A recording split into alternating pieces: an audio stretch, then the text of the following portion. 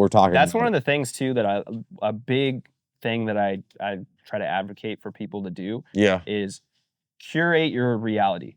Like especially with social media shows what you interact with. Right. Like if you're on TikTok, if you're on Instagram, you can go into whatever posts, and especially with TikTok too. Like when I first started using TikTok, it was just like booty bitches, like all kinds of crazy shit like that. Like it took me a while to go through and like not interested, and go through and cancel out all these different types of content that it was feeding me so that I wouldn't get any of that bullshit. Yeah. You know? Yeah. And that's a conscious decision that you have to make to curate your reality. Because there's a lot of things that are telling you to look at this. Look at this. It goes back to the internal like emotions and stuff you're talking about. You know? Yeah, like your internal just your character.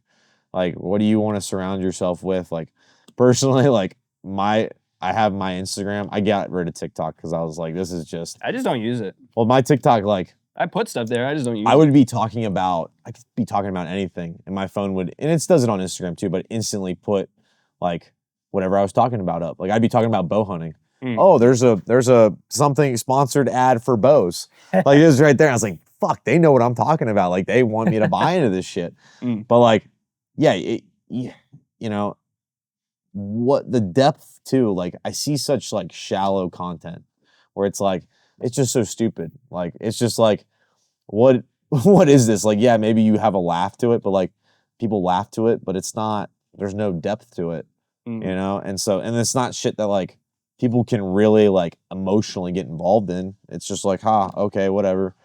But like, I think that's one of the benefits of, even if like you don't put it out anywhere, just even to have it for yourself, but just physically the act of doing a podcast. Yeah. It is very hard to talk about anything of substance with a person when we're busy as fuck. Right. You know? Like, I don't think I talk anything on the level with you like how we do here, other than when we're sitting in these here chairs making right this now. happen. Yeah. And that's what, honestly, that's people are doing more podcasts, probably for the wrong reasons. But just the great thing about podcasts is, one, you're interacting with fucking people on an organic level, which is rare these days. And you're locked in, phones. No phones, and you got to talk. You have my undivided attention. Exactly. And that's so important these days, because now it's like, all right, you're having a conversation with somebody, they get on their phone. Like, you do anything, you get on your phone. Like, it's now just like a habit. You know, you don't even realize you get on your phone. You're just like hanging out. Maybe you turn your car off when you pull into a parking lot. Oh, I'm going to get on my phone real quick. Yeah. Like, it's just part of, like, you ever have that weird like phantom vibrating thing? Like, you ever like think your phone vibrates? Oh, yes. Yeah. And you pull it out and then nothing's going on? That's it. Yeah. I think they've done a study on that where like hell, people should just do this. See how many times you pick up your phone a day. Just see how many times you pick it up. You don't even have to unlock it. Just pick it up. Like, you'd be like, what the hell? Like, I had no idea I would pick up my phone that much. Yeah. And it's not like you're getting any calls. I think what they said, like the average use is like 4 hours a day. Yeah. Times that by, imagine if you did anything constructive for 4 hours a day. You'd be a fucking monster. Yeah. If you took those 4 hours and put it towards... Because what do you think? You think you train, how many hours a day do you think you train? 4. On average. Yeah. So see. There you go. There you go. If you just took those 4 hours and decided to have healthier habits, like breath work, yoga, read books, educate yourself. Hell, if you took those 4 hours and put it towards one specific thing, you're going to be damn good at that one thing. Yeah. Like, and you've got more out of that time than just scrolling on your phone. I think that was the one thing that really kind of leveled up. Because obviously, like, I don't have the followers to show like the work that I do. Right. But I took the chance and quit my other job, which was probably not the best idea. Because I made like no money for it. I was like surviving off of like $1,000 a month. Like making I couldn't give away a video. Yeah. But going through that struggle and having to do it every day and figure out like, okay, why isn't this working? Why isn't this working? Why isn't this working? Right. Was how I was able to progress so quickly. Right. Like, I don't see anybody, like, not to talk myself up, but there's not a lot of people that do something for 2 years and are pretty decent at it. Right. Like, it just goes to show, like, it's mainly just the hours. Yeah. If you can put in more hours in a short amount of time, you can progress a lot quicker than somebody who's doing half as much for a longer period of time. See, and people think there's some like magical formula, and really it's just consistency, discipline and consistency. If you add those two together, and I'll say on top of that, your intentions behind what you do. Because like me and I think the thing that kind of separates the upper echelon fighters from like the mid fighters, like, is their intentions while they train. Like, see how they drill, see how they warm up. Like, just watch them. Like, you'll see that the guy who's more mid or is not as good, they'll shadow box and then they'll kind of mill around and they'll do things at a slow pace.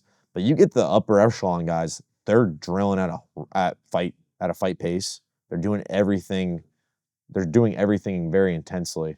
And that's what separates in any field, is like, what are your intentions behind doing this and your actions? And we can do the same thing. We can train 5 hours, but I train way more intense than you and my intentions are way more like deliberate than yours. I'm gonna progress way faster than you. That's just bottom line. So, and obviously too, there's an upper level of it. Yeah. There hits a point in any day where you're just going to be so exhausted that putting in 6 hours might not be better than putting in 4. Right. Because the quality of those last couple hours might not be to the level of the I tell rest. people, at least fighters that are starting out that are young, that at first it's all about volume of training. It's all about the hours. It's all about the hours. Get in here and train 6 hours a day. This is the only time in your life where your body can take it. Because like now, even I'm 28. When I turn 25, like, yeah, I still feel great, but I am not. I could feel a bit of a difference, and as I get older, I can definitely feel a difference.